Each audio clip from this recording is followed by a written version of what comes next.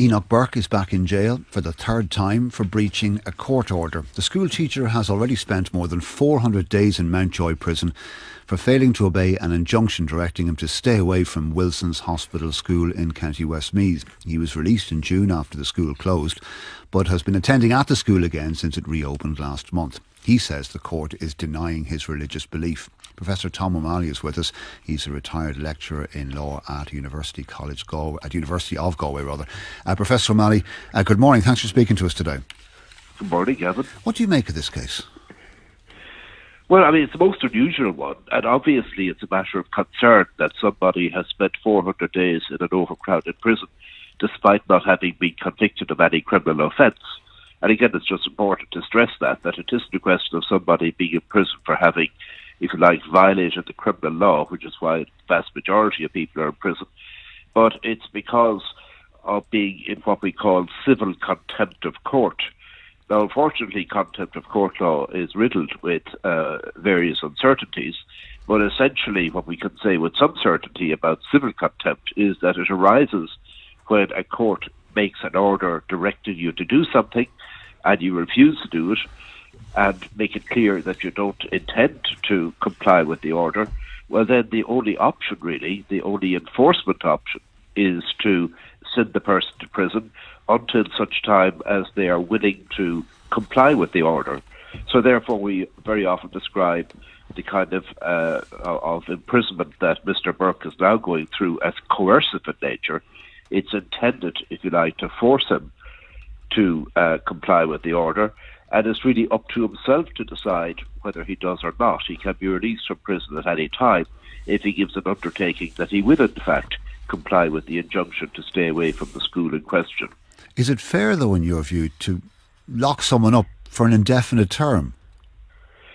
Well, this is one of the problems with what I call civil contempt. There is also such a thing as criminal contempt of court, where that would be, for example, where somebody causes a disruption within the court or does something of that nature or engages in what we call subjudice, where you comment, for example, on a forthcoming criminal case. In that instance, you actually get a kind of a sentence pretty much as if you were convicted of an offence. In other words, you would be sent to prison for 3 months or 6 months or 6 weeks or whatever. When it's civil contempt, which is what we're talking about here, where the whole purpose is simply to get the person or to try to persuade the person to comply with the court order, it's difficult to see what the alternative might be.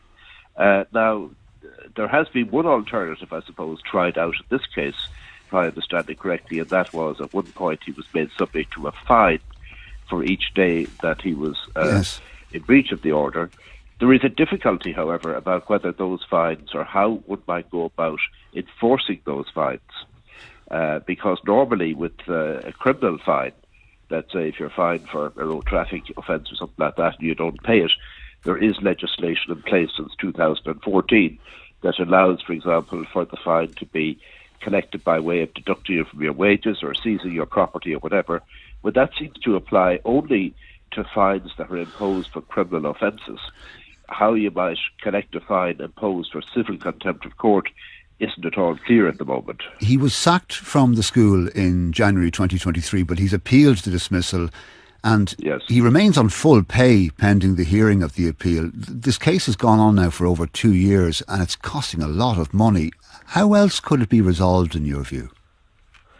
Quite frankly, I'm not sure how it could be resolved. I mean, obviously the whole question of his dispute with the school over his dismissal or his suspension, I'm not sure which it is, he's still on full pay, is something that is wending its way through the system. I understand that the reason that there cannot be an appeal heard against it by the school board or the school authorities is that there are, if you like, he has legal proceedings going on, and just until they have been concluded that the matter can be progressed further. So in a sense, the two things are entirely separate in that, the important thing from the present point of view, for the present purposes, is that he is subject to an injunction to stay away from the school. That's a court order. Unless people obey court orders, we cannot really expect to have any kind of social order at all.